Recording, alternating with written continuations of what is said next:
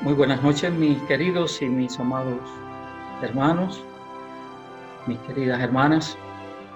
Es una bendición una vez más el poder estar juntos de esta manera, como siempre decimos, ¿verdad? Estamos juntos, ciertamente, separados de una manera, pero también juntos de otra en este sentido. Y damos las gracias a nuestro Dios porque una vez más podemos estar aquí para llevar el mensaje de la palabra de Dios. En esta ocasión, el estudio de la palabra de Dios.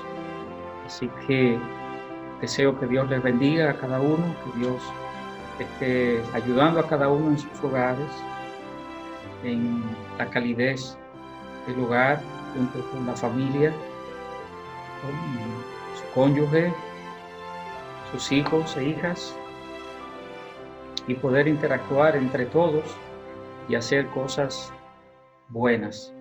Sé que este periodo va a enseñarnos muchas cosas. Sé que este tiempo va a enseñarnos muchas cosas. Enseñarnos a comprendernos más, enseñarnos a amarnos más, a ser más ayudadores. Este tiempo nos va a ayudar a ser mejores personas. Debemos ser más tolerantes. Debemos moldear un poquito más nuestro carácter, nuestro temperamento. En fin, hay tantas cosas en las que creo que vamos a salir gananciosos de toda esta situación.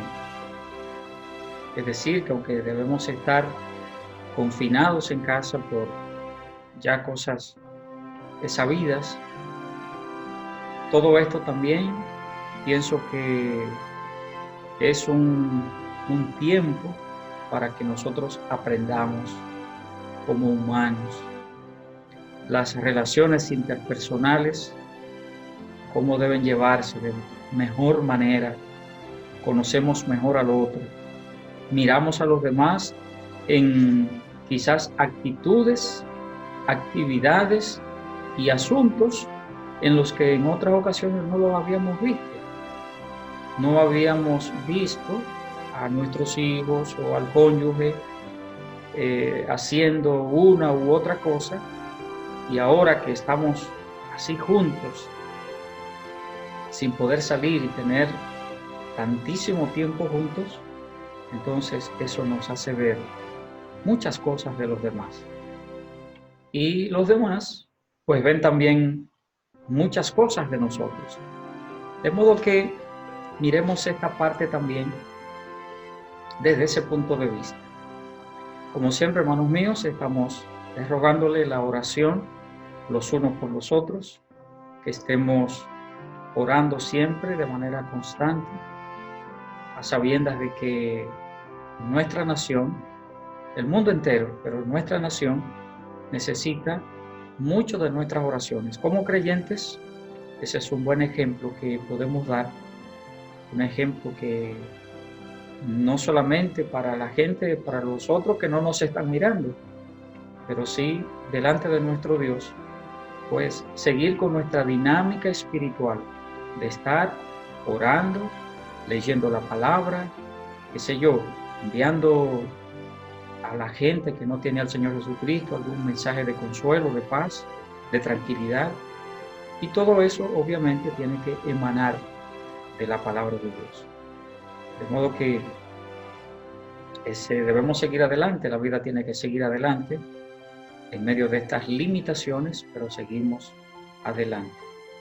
He enviado un mensaje escrito a la iglesia y es una idea de otros pastores que pienso que es muy buena, y vamos entonces periódicamente a estar mandando, ojalá fuese todos los días, no creo que sea así, pero vamos a estar mandando siempre mensajes breves de 5, 6, 7 minutos, quizás 10 minutos o menos, de mensajes evangelísticos. No solamente de su servidor, sino también de otros pastores hablando de mensajes evangelísticos, para que nosotros a la vez lo enviemos también a nuestras familias, a nuestros amigos, compañeros de trabajo, a nuestros vecinos, a nuestros allegados, conocidos, y que es una manera maravillosa de evangelizar a las demás personas. La manera de nosotros ahora llevar el mensaje de la palabra, que no podemos salir, como es la costumbre nuestra en la Iglesia de la Fe, salir a tocar puertas, puerta por puerta, calle por calle de nuestros sectores, en nuestro sector y los sectores que tenemos alrededor. Entonces, ahora no podemos hacer eso, obviamente. Entonces, una buena manera de hacer esto es hacerlo así. Siempre, en cada mensaje, tomamos alguna partecita para decirle al que no tiene a Cristo en su corazón que se acerque a Dios, pero básicamente nos hemos sometido a la edificación de la iglesia, a animar a la iglesia, a dar mensajes propios para la iglesia, y aunque yo sé que el que lo oye, que no es creyente, eso también le es de bendición, siempre la palabra de Dios será de bendición. De modo que vamos a hacer eso, mis queridos hermanos. Yo creo que es algo maravilloso. Y después, con la gracia de Dios y la misericordia de Dios, todas estas cosas terminen. Probablemente veamos a cantidad de gente visitando la iglesia, yendo a la iglesia, que hizo su decisión para Cristo a través de el internet, de las redes sociales, de la manera, todos estos medios que estamos utilizando para difundir la palabra de Dios, el mensaje de Dios para este mundo, no solamente para la iglesia, sino para todos. Así que estemos atentos a eso y hágalo, y no solamente lo que nosotros enviemos, mensajes que saben que son mensajes buenos, mensajes, cuando lo digo mensajes buenos, quiero decirles mensajes que tienen una carga doctrinal bíblica correcta, sana, eso quiero decirles. Y cualquier predicación que vaya en ese sentido, para ayuda espiritual, sea de nosotros mismos, o sea para aquellos que no tienen a Cristo todavía, todo eso es bueno. Siempre es bueno. La palabra de Dios no vuelve vacía. Así que oremos los unos por los otros y hagamos también este trabajo maravilloso. Quiero invitarles entonces ahora a que abramos la palabra de Dios al libro de Deuteronomio, capítulo número 18. Deuteronomio capítulo 18, y leeremos a partir del versículo 15 y hasta terminar el capítulo. Es decir, desde el versículo 15 hasta el versículo 22. Deuteronomio capítulo 18, versículo 15 al 22. La palabra de Dios dice de la siguiente manera: Profeta de en medio de ti, de tus hermanos, como yo, te levantará Jehová tu Dios, y a él oiréis. Conforme a todo lo que pediste a Jehová tu Dios en Horeb, el día de la asamblea, diciendo: no vuelva yo a oír la voz de Jehová mi Dios, ni vea yo más este gran fuego, para que no muera. Y Jehová me dijo: han hablado bien en lo que han dicho. Profeta les levantaré de en medio de sus hermanos, como tú, y pondré mis palabras en su boca, y él les hablará todo lo que yo le mandare. Mas a cualquiera que no oyere mis palabras, que él hablare en mi nombre, yo le pediré cuenta. El profeta que tuviere la presunción de hablar palabra en mi nombre, a quien yo no le haya mandado hablar, o que hablare en nombre de dioses ajenos, el tal profeta morirá. Y si dijeres en tu corazón: ¿cómo conoceremos la palabra de Jehová? ¿Cómo conoceremos la palabra que Jehová no ha hablado? Si el profeta hablare en nombre de Jehová y no se cumpliere lo que dijo, ni aconteciere, es palabra que Jehová no ha hablado. Con presunción la habló el tal profeta, no tengas temor de él. Oremos un momento. Padre del cielo, Señor, gracias por tu palabra que una vez más abrimos. Gracias, Señor, porque tan solamente la lectura de ella, sin hacer ningún comentario, Señor, ningún tipo de aplicación, por sí misma, Señor del cielo, ya tu Santo Espíritu empieza a comunicarnos muchas cosas. Oro en el nombre de Cristo, mi Dios, para que tu gracia y tu bendición sea con cada uno de nosotros. Obra según tú quieres, Señor. Ayúdanos. Bendícenos, Padre. Que tu palabra sea de consuelo, tu palabra sea de exhortación, tu palabra sea, Señor, de edificación. Ayúdanos a tener, Padre bueno, esta conexión contigo, con tu palabra, con tu Santo Espíritu. Bendice tu iglesia, Señor. Bendice a cada uno, mi Dios. Y seguimos poniendo en tus manos, Padre, toda esta situación, no solamente de nuestro país, sino del mundo, Señor. Que tú extienda tu misericordia.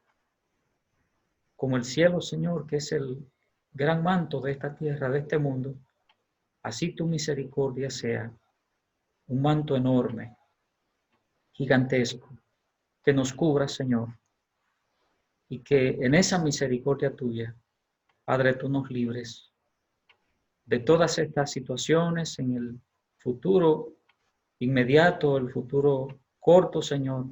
Sé con nosotros, Padre. Bendícenos y ayúdanos. Y gracias, Dios bendito, por una vez más, aunque sea de esta manera, reunirnos para honrarte, para glorificarte. Tú fuiste que dijiste, Señor, que donde hubiera 2 o 3, en tu nombre tú estarías ahí, en medio de ellos. Señor, y así creemos. Cada hogar ahora, cada casa, Señor, se convierte en una iglesia, donde nos reunimos en este grupo pequeño o grande para oír tu palabra. Te pido de tu bendición para cada uno, Padre del cielo. En el nombre de Cristo. Amén. Quisiéramos empezar, hermanos míos, a partir de hoy y en los próximos estudios bíblicos, vamos a estar hablando acerca de los profetas menores. De los profetas menores. La cita bíblica que acabamos de leer de Deuteronomio capítulo 18, ya sabemos el contexto, lo que dice allí la palabra de Dios. El Señor le dice a su pueblo que de entre sus hermanos iba a levantar profetas. Cuando Moisés le está diciendo estas palabras, Moisés mismo le dice, como yo. Y Dios después, entonces, más adelante en la lectura encontramos que también repite las mismas palabras, ahora diciendo a Moisés, como tú, es decir, profetas, hombres de Dios como tú, que van a decir lo que yo quiero que digan. Entonces, en el tiempo, eso fue lo que ocurrió. Encontramos entonces a un grupo grande de profetas, de hombres que Dios quiso usar para guiar a su pueblo, para informarle a su pueblo todo lo que él quería, informarle al pueblo qué deseaba que él hiciera.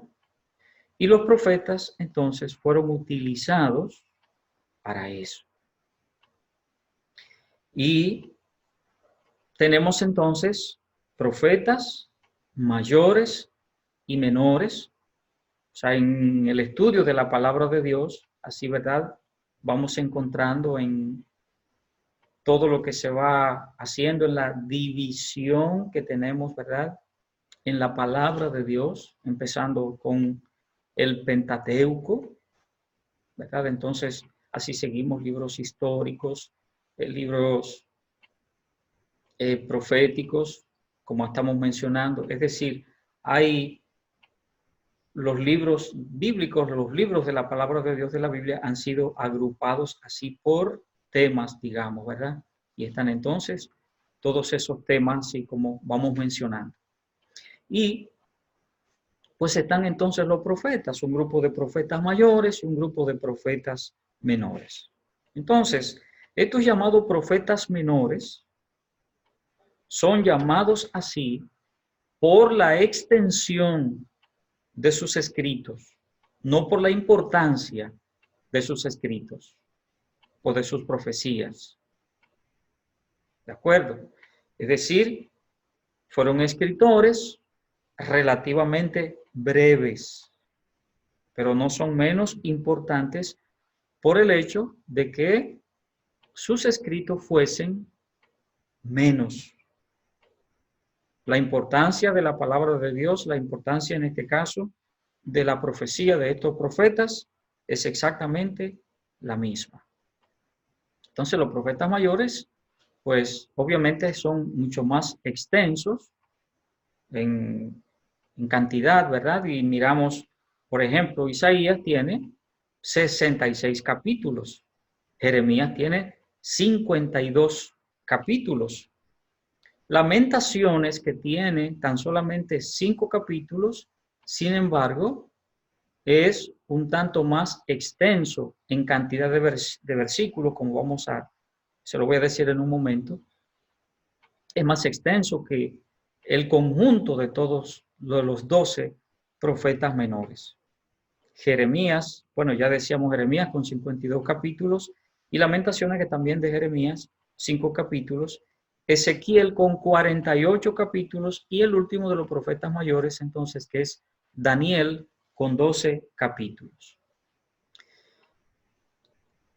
Aproximadamente el 25% de la escritura está conformada, comprende a los profetas menores. Note bien, el 25% aproximadamente de toda la palabra de Dios, de toda la Biblia, lo comprende o la comprende los profetas menores, los escritos de los profetas menores. Entonces, la profecía está inseparablemente relacionada con la voluntad de Dios, porque forma parte integral del programa y del plan de Dios. En conjunto, los escritos de los profetas menores tienen solo un capítulo más que el libro de Isaías. Acabamos de decir que Isaías tiene 66 capítulos y los profetas menores en conjunto tendrían o tienen 67 capítulos. Jeremías es mucho más extenso, con 1346 versículos, y los profetas menores con solo 1050 versículos. Cuando hablo de Jeremías, estoy hablando acerca del libro de Lamentaciones.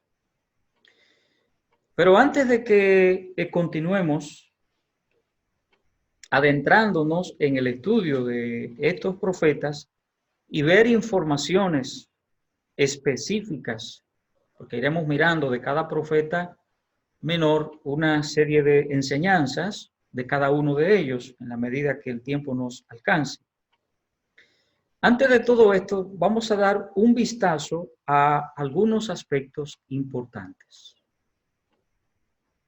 Y en primer lugar, para que entendamos mucho de lo que vamos a ver después, más adelante, en el estudio de manera particular de estos profetas, empecemos con una historia resumida del pueblo de Israel y el programa de Dios. Para decirlo así, la historia del pueblo de Israel, recuerde que uno tiene que insertarlo necesariamente en el programa de Dios. Porque mucho de lo que habla la palabra de Dios y prácticamente todo el Antiguo Testamento tiene que ver con el pueblo de Israel. Y todavía en el Nuevo Testamento hay que hablar mucho acerca del pueblo de Israel porque es el pueblo terrenal de Dios y es digamos, para decirlo de esta manera, es el prototipo que Dios está utilizando en el Antiguo Testamento y todavía en parte del Nuevo Testamento para hablar del cristianismo en sentido general y de lo que Dios quiere de su pueblo, lo que Dios desea de su pueblo, lo que Dios quiere de la iglesia en tantos y en tantos aspectos, ¿verdad? Es decir, que esa escritura del Antiguo Testamento y hablando del pueblo de Israel, pues es la base para lo que es el cristianismo del día de hoy, así definitivamente. Entonces, por eso hablamos un poquito de esa historia resumida del pueblo de Israel, que obviamente tiene que estar allí. Tenemos que hablar entonces acerca del programa, el plan de Dios. Empecemos entonces hablando acerca, por supuesto, del llamado que Dios le hizo a Abraham. Leemos, por ejemplo, en el capítulo número 11 del libro de Génesis, y en el capítulo 11 leemos el versículo, solamente un versículo para que leamos entonces en el capítulo 12, dos o tres versículos. Versículo 31 de capítulo 11 del libro de Génesis, dice la palabra de Dios, y tomó Taré a Abraham su hijo, y a Lot hijo de Aram, hijo de su hijo, y a Sarai su nuera, mujer de Abraham su hijo, y salió con ellos de Ur de los Caldeos para ir a la tierra de Canaán, y vinieron hasta Harán y se quedaron allí. Versículos 1 al 3 del capítulo 12, 1 y 2 solamente leamos, dice la palabra de Dios, pero Jehová había dicho a Abraham, vete de tu tierra y de tu parentela y de la casa de tu padre a la tierra que te mostraré. Y haré de ti una nación grande y te bendeciré y engrandeceré tu nombre y serás bendición. Es decir, si vamos a hablar de una historia o de la historia del pueblo de Israel, tenemos que empezar por ahí. Empezando con Taré, el padre de Abraham, y aquí lo que nos anuncia la palabra de Dios en el capítulo 11, al final, y el llamado de Abraham entonces en el capítulo número 2. Aquí entonces Dios llama a Abraham y le da la promesa de hacer una nación muy grande a partir de él. La promesa se cumple, entonces, promesa que Dios hace a Abraham, se cumple contra todo pronóstico, por eso dice la palabra de Dios, esperanza contra esperanza, ¿verdad? En el Nuevo Testamento. Y esta promesa se cumple cuando Dios permite que Sara, por eso decíamos contra todo pronóstico, esperanza contra esperanza, una mujer ya viejita, con un problema de esterilidad, Abraham también, un hombre ya viejo, entonces era prácticamente imposible, humanamente imposible que pudieran tener hijos. Y Dios le hace la promesa de que sí, y entonces nace Isaac. Y posteriormente de Isaac nace Jacob, de quien realmente toma el nombre, el pueblo de Israel. Recuerde que Dios se le cambia el nombre a Jacob y le pone Israel. De Jacob, pues ya sabemos entonces, nace José y por vía de José, providencialmente, el padre de Israel llega a Egipto. Es decir, ya sabemos la historia de José, ¿verdad? Es vendido por sus hermanos, llega a Egipto y en el tiempo el Señor, de una manera maravillosa, Dios todo arreglado. Dios, el mismo José lo dice después más adelante, yo no vine aquí porque ustedes me vendieron a los ismaelitas, no, yo vine aquí porque Dios me trajo y me trajo para algo.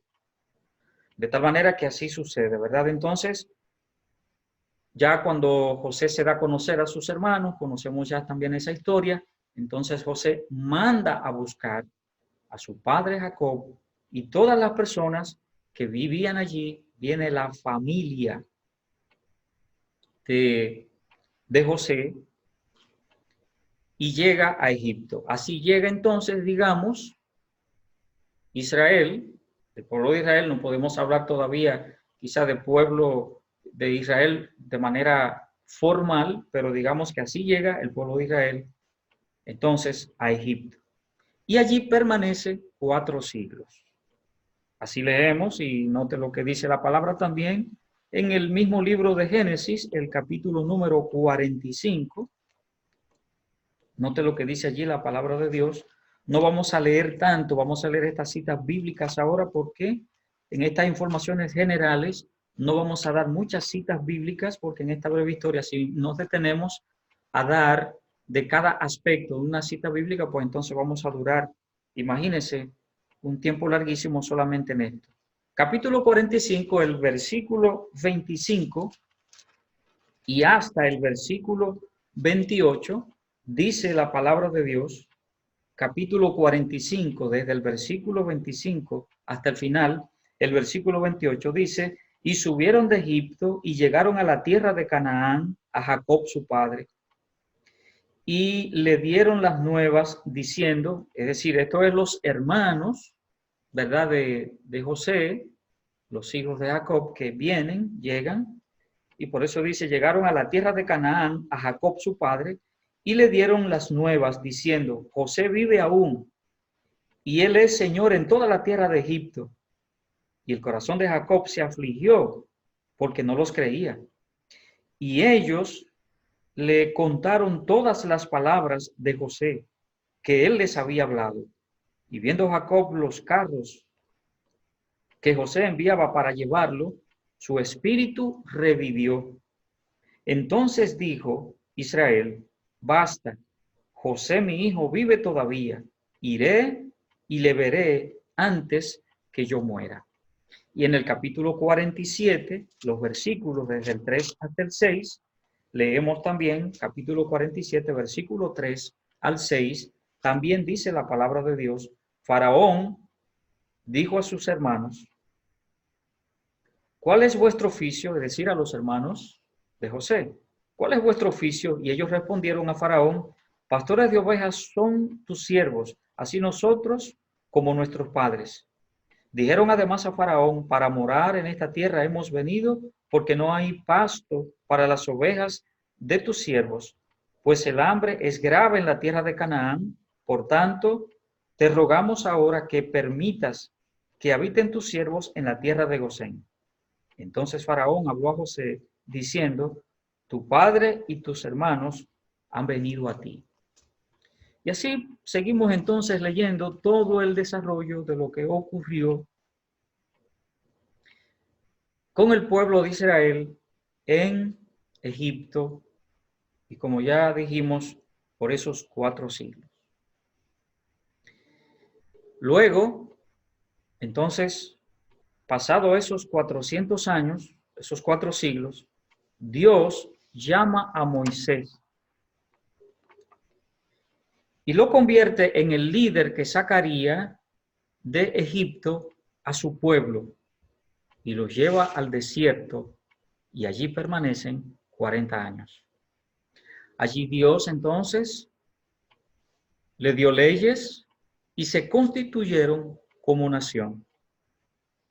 Murió Moisés y pasó la antorcha a Josué, el líder entonces, o quien los introdujo a la tierra que Dios le había prometido. A la muerte de Josué, Dios levantó jueces para su pueblo. Y entonces aquí viene un período que ya conocemos como llamado el período de los jueces. Y Dios utilizó a estos jueces para juzgar y para guiar a su pueblo por todo un tiempo relativamente largo. El último juez, que fue Samuel, y que además de ser juez, Samuel fue también, o hizo también, cumplió con otras funciones, como la de profeta y la de sacerdote. Terminado ese período de los jueces, empieza el período entonces del Reino Unido. Llamado así porque las 12 tribus de Israel son gobernadas por un rey. En este caso, Saúl, que fue el primer rey de Israel. Recuerde que el pueblo en un momento determinado medio se cansa de Samuel, digámoslo de esa manera, y entonces reclaman que ellos quieren un rey como las otras naciones. Las otras naciones tienen rey y nosotros lo que tenemos es a un señor viejo ahí que ya no sabe ni lo que hace ni lo que dice. Los hijos andan haciendo lo que les viene en gana. Entonces, nosotros queremos rey. Samuel medio se molesta, habla con Dios y Dios le dice, déjalo tranquilo, que no te están rechazando a ti, me están rechazando a mí. De modo que así entonces llega ese tiempo de ese reino unido, precisamente llamado así porque todas las tribus están unidas bajo el mandato de un rey, en primer lugar con Saúl, y después entonces viene David después de Saúl, y le sucede a David entonces Salomón, su hijo. Cuando muere entonces Salomón, ese último rey de ese reino unido, empieza entonces un período convulso en Israel llamado el reino dividido. La nación se divide en dos bandos, se divide en dos grupos. Las 12 tribus se dividen. El reino del norte se queda con 10 tribus y teniendo como rey a Jeroboam I, y el reino del sur con las 2 tribus restantes que son Judá y Benjamín, y teniendo entonces a Roboam como rey.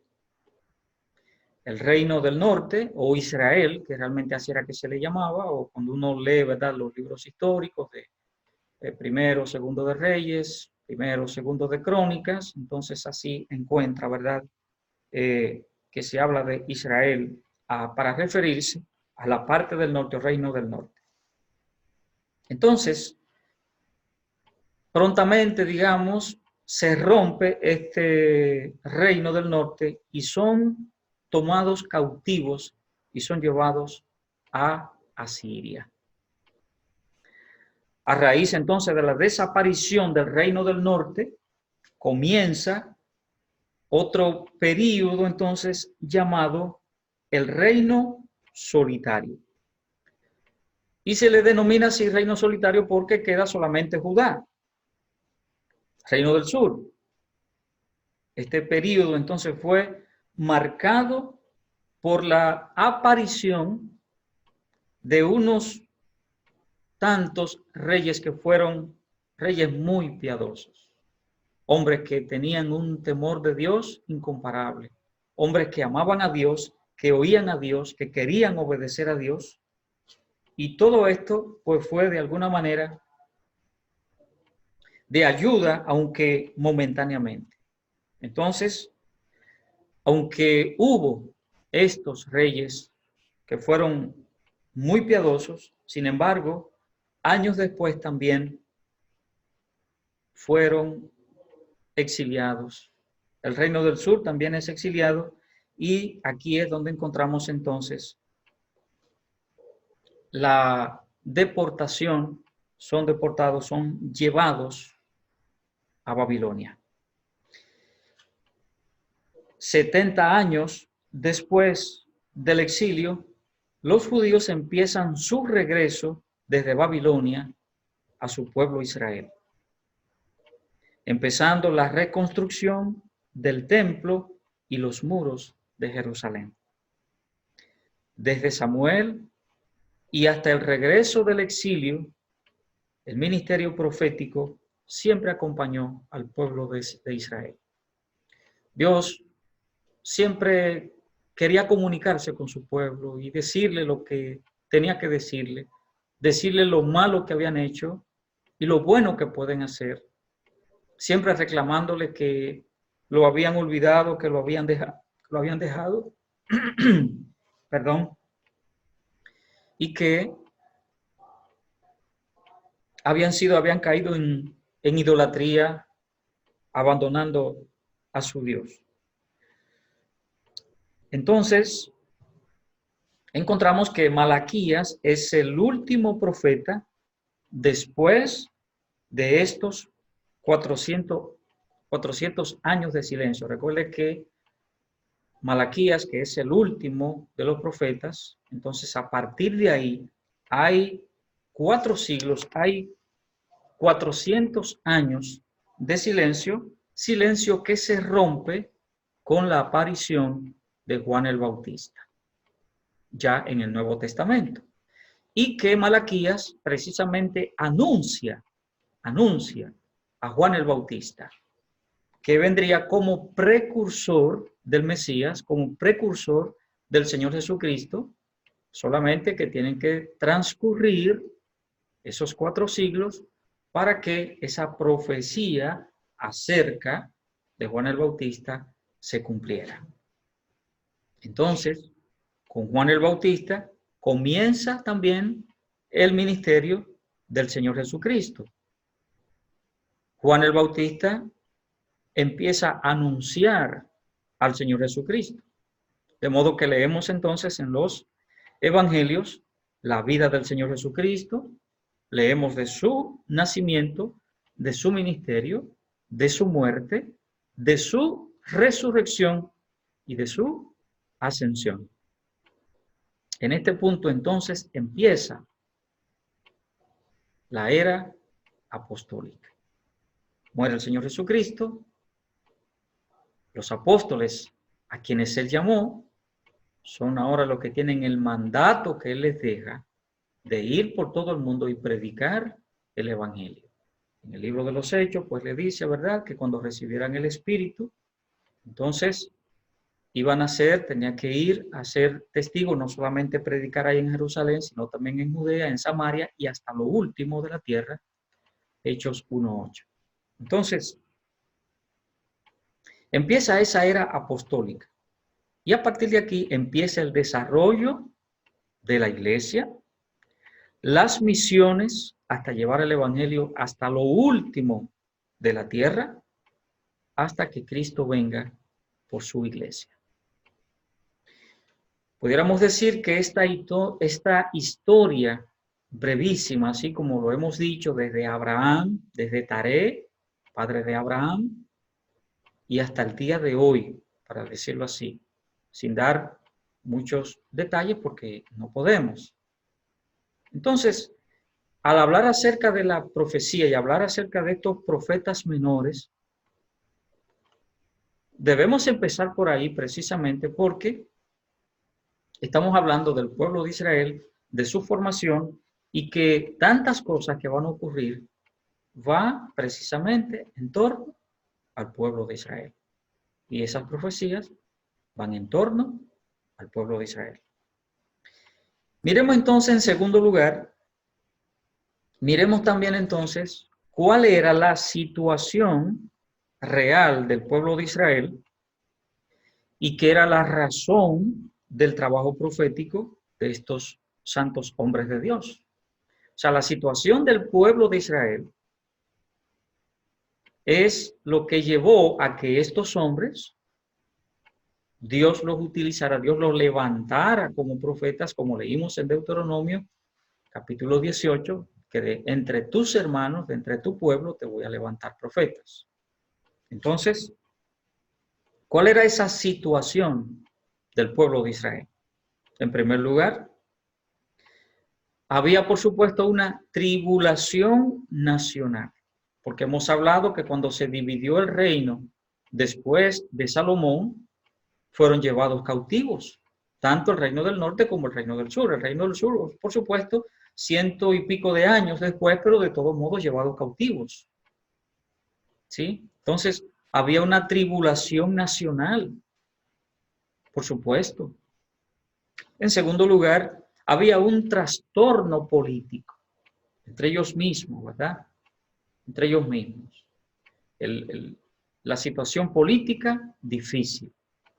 En tercer lugar, una prosperidad material, pero una decadencia espiritual. Y esta parte es muy triste, porque aún en el exilio uno encuentra que muchos prosperaron, pero se olvidaron de Dios, se olvidaron del Señor. Y probablemente esta parte que estamos mirando ahora mismo es una parte que nos atañe en el presente. Nos atañe en el presente. Hay una cantidad de gente que lamentablemente va tras riqueza, tras búsqueda de cosas materiales, tras tener mucho dinero. Y quiero decirle, como siempre hacemos la salvedad, el dinero no es malo. No. Dicho sea de paso, con el dinero resolvemos una cantidad de cosas que si no fuera así, pues no lo pudiéramos hacer. Por ejemplo, mire ahora esta situación en la que estamos. Tantas empresas que han tenido que parar a su personal, detener a sus trabajadores porque la empresa está detenida, no se puede elaborar, no hay manera de seguir adelante. Y el gobierno, pues entonces ha tenido que, como decimos nosotros en buen dominicano, meter la mano, ayudar, dar un espaldarazo aquí, para darle por lo menos una cantidad mínima para que la gente pueda subsistir y pueda por lo menos tener para comer. Entonces, mire a ver si es importante el dinero. Claro que sí, no es malo. ¿Cuál es la parte mala? Que nosotros, por querer esa prosperidad material, lleguemos a una decadencia espiritual, porque nos olvidamos de Dios, nos olvidamos del Señor. En esos quehaceres, en ese afán de buscar lucro, podemos descuidarnos de las cosas espirituales y ciertamente llega un momento que por nuestro esfuerzo, porque el que trabaja y se esfuerza, obviamente que va a progresar. Eso es así. Eso es así. ¿Quién es el que no progresa? El vago, el holgazán, el individuo que solamente está ahí, que le lleven todo a la silla, a la mesa, a las manos. Toma, toma. No. Entonces, el que trabaja, el que se esfuerza, la palabra de Dios así lo explica. El problema está en que nosotros nos vamos tras esa prosperidad material y nos olvidamos de las cosas espirituales. Y allí viene el derrumbe espiritual en nuestras vidas. Y eso estaba pasando con el pueblo de Israel. Recuerde que estamos mirando esta segunda parte de cuál era la situación real del pueblo de Israel. En cuarto lugar, entonces, también había en el pueblo rebeldía, idolatría, engaño, robo, soborno. Todas esas cosas las denuncian los profetas menores. Sí. Cuando estemos allá mirando cada uno de esos profetas y mirando aspectos de lo que ellos enseñan, vamos a encontrar esto. De modo que ellos abordaron todos esos temas para, digamos, retratar cuál era la condición del pueblo de Israel. Había entonces esa rebeldía, esa idolatría, ese engaño, ese robo, ese soborno, y por eso decíamos hace un momentito, una decadencia espiritual. Ahora, miremos también en tercer lugar otro aspecto más. Miramos entonces en primer lugar una historia un tanto resumida del pueblo de Israel. En segundo lugar, entonces acabamos de ver cuál era la condición real del pueblo de Israel. En tercer lugar, miremos entonces algunas informaciones generales ahora acerca de los profetas menores. E informaciones generales en su conjunto, ¿verdad? Todos ellos juntos. Tanto los profetas mayores como los profetas menores se les llama profetas escritores, porque no todos los profetas escribieron sus profecías. Así lo encontramos. Y la palabra de Dios nos muestra todo eso, que hay profetas que así fue, no escribieron nada, ¿verdad? Entonces, primero miremos esos denominados profetas precanónicos. Profetas precanónicos. Entonces son estos que no dejaron registros escritos de sus profecías. O si hay alguna, si se dejaron allí, están dichas, están relatadas, pero no porque ellos, como los otros profetas mayores o menores, se dedicaran a escribir, a decir todo esto y dejarlo allí por escrito, dejar un registro de todo eso. Entonces vamos a ver tres grupos rápidamente con esto. En primer lugar, dentro de esos profetas precanónicos, vamos a mirar entonces primero el período premosaico, es decir, antes de Moisés, ¿verdad? En el versículo 14 de la epístola de Judas, dice la palabra de Dios: de estos también profetizó Enoc, séptimo desde Adán, diciendo: he aquí, vino el Señor con sus santas decenas de millares. Aquí se menciona a Enoc. Y dice que profetizó. De modo que encontramos ahí entonces a Enoc como un profeta. Así dice allí, ¿verdad? La palabra de Dios. También la palabra de Dios nos muestra y nos dice que Noé profetizó. Y tanto Jacob como José pueden ser considerados también como profetas en el sentido de que sí, dijeron profecías. Noé, Jacob, José pueden ser considerados así también. En el libro de Génesis, el capítulo 20, y en el versículo 7, la Biblia habla acerca de Abraham como profeta. Note lo que dice allí la palabra de Dios, capítulo 20 del libro de Génesis, y solamente leemos el versículo número 7. Esta parte aquí de cuando Abraham está con Abimelech y que tuvo el problema de que quería quedarse con la esposa. Pero ya esa historia es otra, ¿verdad? El versículo 7 dice la palabra de Dios. Dios, hablándole a este hombre, le dice: ahora pues, devuelve la mujer a su marido, porque es profeta, y orará por ti, y vivirás. Y si no la devolvieres, sabe que de cierto morirás tú y todos los tuyos. Entonces, es Dios mismo el que está diciendo aquí que Abraham es profeta. Es decir, que sí, en este período premosaico, el cual estamos mirando ahí, ¿verdad? Esos profetas precanónicos. Entonces, primero, período premosaico, y acabamos de mencionar ahí a todos estos hombres. En segundo lugar, hay también otro período o período mosaico, y para hablar acerca entonces del profeta Moisés. Habíamos dicho cuando leímos en Deuteronomio capítulo 18 que Moisés mismo dice: profeta como yo. Y Dios repite otra vez: profeta como Moisés, ¿verdad? Lo dice. De modo que entonces Moisés es quien da inicio a la función de profeta formalmente. ¿Sí?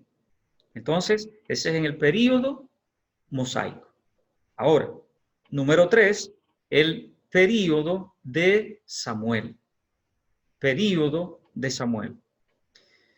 Ya aquí hay un movimiento profético más organizado, digamos como institución.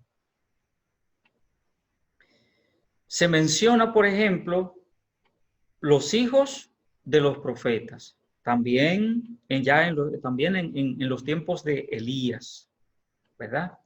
Y cuando se habla de los hijos de los profetas, probablemente lo que coinciden, los comentaristas bíblicos coinciden en decir que realmente esto lo que implicaba era que había escuelas de profetas cuando se habla de los hijos de los profetas. Es decir, que en este periodo de Samuel, entonces, ya hay un movimiento profético mucho más institucionalizado y entonces hay, se supone, escuelas de profetas. Entonces, estos profetas escritores, ¿verdad? Dijimos que hay profetas que no dejaron nada registrado. Ahora, ya dijimos también que profetas menores como profetas mayores eran denominados profetas escritores. Entonces, ocuparon un periodo que va desde el siglo V hasta el siglo VIII. Algunos piensan que hasta el siglo IX. Y entonces abarcaron ellos, digamos aquí, 3 momentos históricos. Abarcaron 3 momentos históricos. Pero vamos a dejarlo hasta aquí por el día de hoy y continuaremos entonces en la próxima mirando esos 3 momentos, como acabo de mencionarle, históricos de los profetas escritores. Y solamente se los menciono y ya después en nuestro próximo estudio, entonces miraremos cada uno de esos momentos.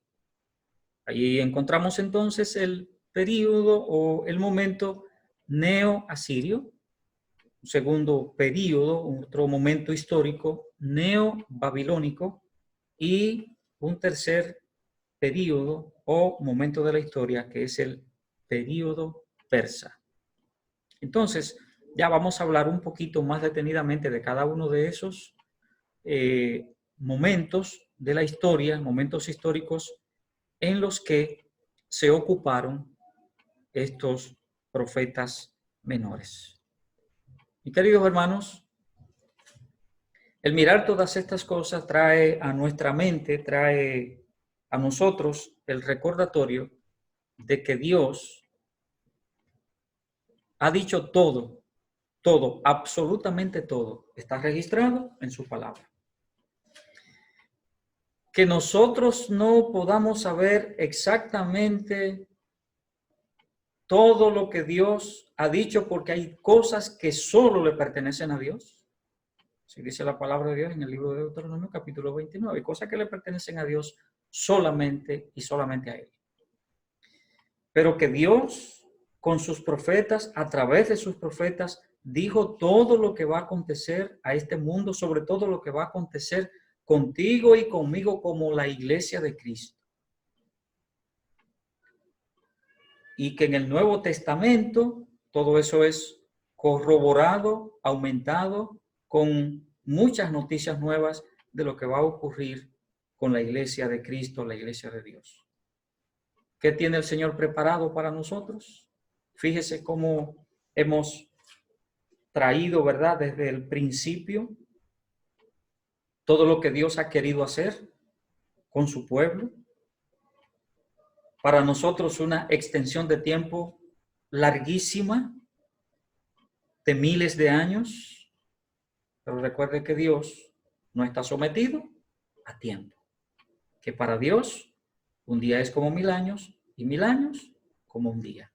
Para usted y para mí puede parecer algo increíblemente larguísimo, pero para Dios puede ser un asunto de un pestañear, de un abrir y cerrar de ojos. ¿Qué debemos hacer usted y yo? Someternos a lo que dice la palabra de Dios. mirar lo que dice la palabra de Dios, y que eso nos traiga esperanza, que eso nos traiga el ser más fieles para nuestro Dios. Y cuando uno mira todo esto, pues uno como que empieza a ver la mente de Dios. Uno empieza a mirar qué bueno que Dios, en ese programa que Él hizo desde el principio, yo estaba incluido ahí. Dios pensó en mí. Qué bendición que cuando Dios le dio la promesa a Abraham, allí yo estaba. Que cuando Dios ideó la salvación, allí yo estaba. Y usted y yo debemos darle gracias a Dios por eso.